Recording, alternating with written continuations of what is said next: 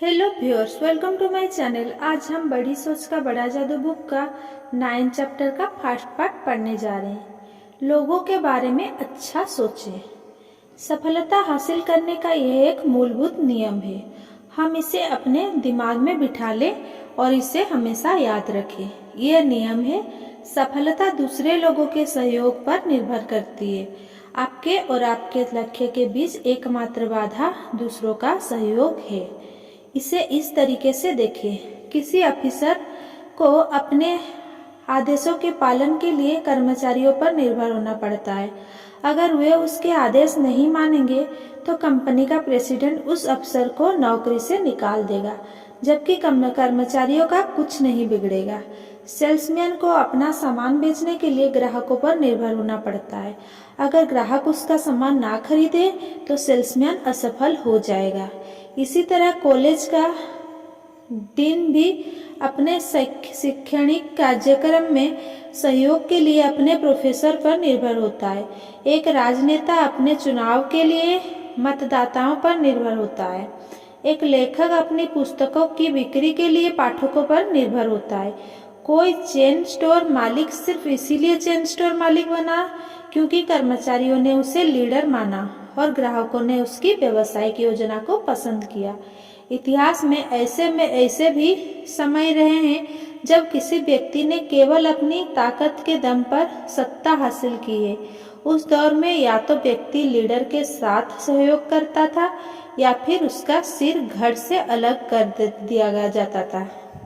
परंतु यह जान कि आजकल या तो कोई व्यक्ति आपको इच्छा से सहयोग देगा या फिर वो आपको बिल्कुल भी सहयोग नहीं देगा।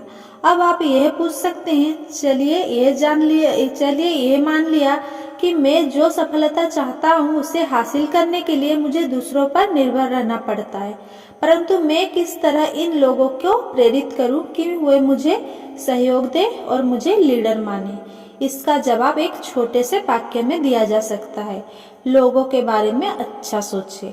जब आप लोगों के बारे में अच्छा सोचेंगे तो वे आपको पसंद करेंगे और आपको सहयोग भी देंगे। ये अभ्यास बताता है कि आप ऐसा कैसे कर सकते हैं। दिन में हजारों बार इस तरह का दृश्य घटित होता है। किसी कमेटी या समूह की बैठक चल रही है।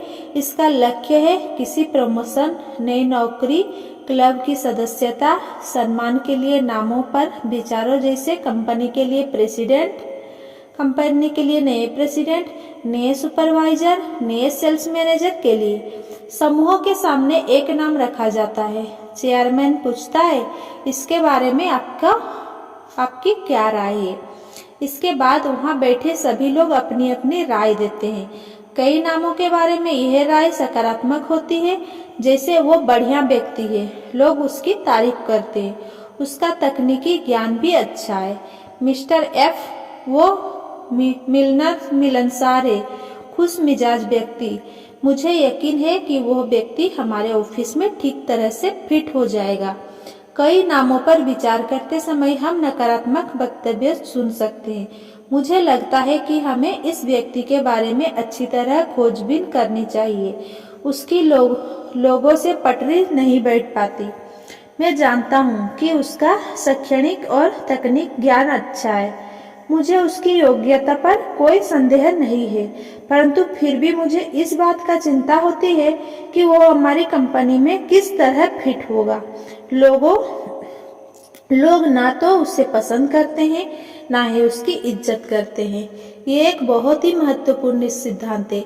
10 में से 9 बार पसंद किए जाने की बात सबसे पहले कही जाती है और ज्यादातर मामलों में पसंद किए जाने के तत्वों को तकनीकी योग्यता से ज्यादा महत्व दिया जाता है। यूनिवर्सिटी प्रोफेसर के चयन में भी यही सिद्धांत महत्वपूर्ण भूमिका निभाता है। मेरे खुद के एकेडमिक अनुभव से मैं जानता हूँ कि नए फैकल्टी मेंबर के लिए नामों पर किस तरह विचार किया जाता है। जब भी नाम आता था, समूह उस पर इस तरह विचार करता था, क्या वो फिट हो पाएगा? क्या छात्र उसे पसंद करेंगे? क्या वो स्टाफ के दूसरे लोगों को साथ लेकर चल पा सकेगा? गलत। और एकेडमिक नहीं। अगर किसी व्यक्ति को पसंद नहीं किया जाता हो तो वह अपने छात्रों को प्रभावी ढंग से नहीं पढ़ा सकता। इस बात को ठीक से समझ ले। किसी आदमी को ऊपर की तरफ खींचा नहीं जाता है, इसके बजाय उसे बस सहारा दिया जाता है।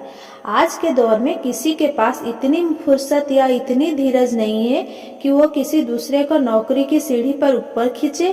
किसी व्यक्ति को इसीलिए चुना जाता है क्योंकि वो बाकी सभी लोगों से ऊंचा नजर आता है। हमें ऊपर की सीढ़ी पर चढ़ने के लिए सहारा तब दिया जाता है जब लोगों को यह लगता है कि वे हमें पसंद करते हैं।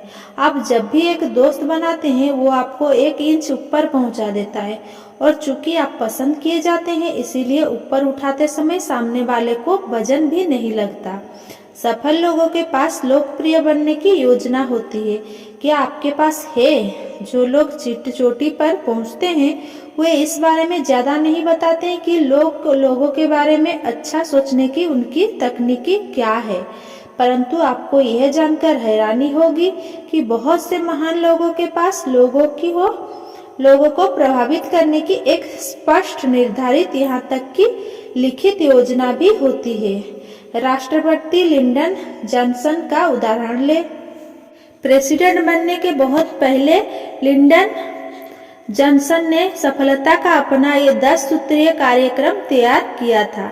इतिहास गवाह है कि वे इन सूत्रों को अपने जीवन में उतारते थे, और ये सूत्र है नाम याद रखने की आदत डालें। अगर आप ऐसा नहीं करते तो सामने वाले को यह लग सकता है कि आपकी उनमें रुचि नहीं है। दूसरा, एक ऐसे आरामदेह व्यक्ति बने जिससे आपके साथ होने पर कोई तनाव में ना रहे। मजाकिया, अनुभवी टाइप के व्यक्ति बने। तीसरा, अपने दिमाग को ठंडा रखने की आदत डालें ताकि कठिन परिस्थितियों आपको उत्तेजित या परेशान ना करे। चौथा, बड़बोले ना बने। सामने वाले को यह एहसास ना होने दे कि आप खुद को सर्वज्ञानी समझते हैं। पंचमा, दिलचस्प बनने की आदत डालें ताकि लोग आपके आसपास रहना चाहे। छठा, अपने व्यक्तित्व से चुभने वाले तत्वों को बाहर निकाल फेंके।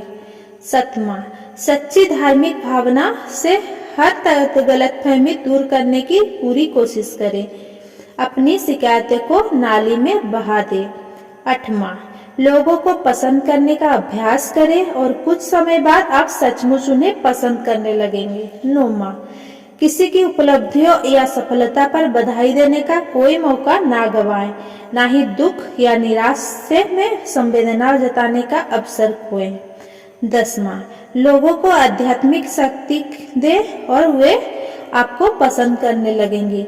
इन 10 आसान परंतु बेहद प्रभावी लोगों को पसंद करने के नियमों की वजह से प्रेसिडेंट जॉनसन को उनके मतदाताओं ने संसद ने पसंद किया। इन 10 नियमों को जीवन में उतारने से प्रेसिडेंट जॉनसन को सहारा देकर ऊपर पहुंचाना ज्यादा आसान हो गया। इन नियमों को एक बार फिर से पढ़ें। ध्यान दें कि यहाँ बदला लेने की बात नहीं कही गई है। यहाँ यह भी नहीं कहा गया है कि गलतफहमी दूर करने के लिए आप सामने वाले की पहल का इंतजार करें। यहाँ पर इस तरह का विचार भी नहीं है कि मैं ही सब कुछ जानता हूँ और बाकी सब लोग मूर्ख हैं। चाहे वे बिजनेस में हो, कला, विज्ञान या राजनीति में हो, महान लोग बहुत मानवीय, खुशमिजाज होते हैं। उनमें ऐसी कला होती है कि लोग उन्हें पसंद करने लगते हैं। परंतु दोस्ती खरीदने की कोशिश ना करें, क्योंकि दोस्ती बिकाऊ नहीं होती।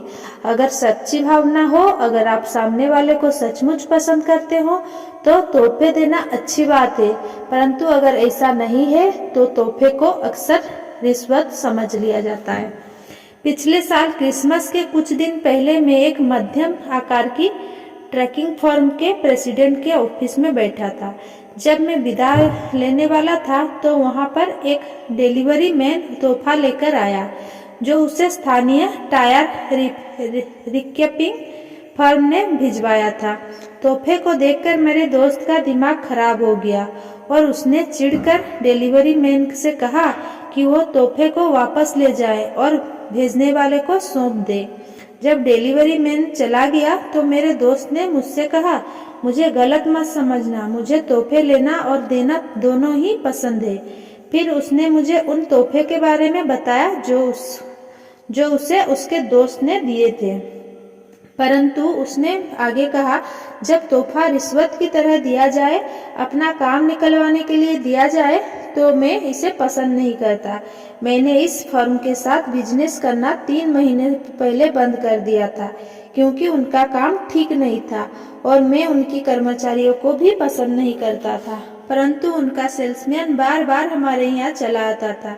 मुझे गुस्सा इस बात पर आता है, उसने कहा कि पिछले सप्ताह यही सेल्समैन यहाँ पर आया और उसने ये कहने की हिमाकत की, हम चाहेंगे कि आप हमें काम दें। मैं आसानता से जाकर कहूँगा कि वो आपको इस साल कई अच्छा सा तोहफा जरूर भेजवा दे। अगर मैंने यहाँ यह तोहफा वापस नहीं किया होता तो अगली बार वो सेल्समैन आकर जो पहली बात कहता था वो यह होती, आपको तोहफा तो पसंद आया है ना? दोस्ती खरीदी नहीं जा सकती और जब हम इसे खरीदने की कोशिश करते हैं तो हमें 2 तरह से नुकसान होता है। पहला, हम पैसा गंवाते हैं, दूसरा हम दुर्भावना पैदा करते हैं।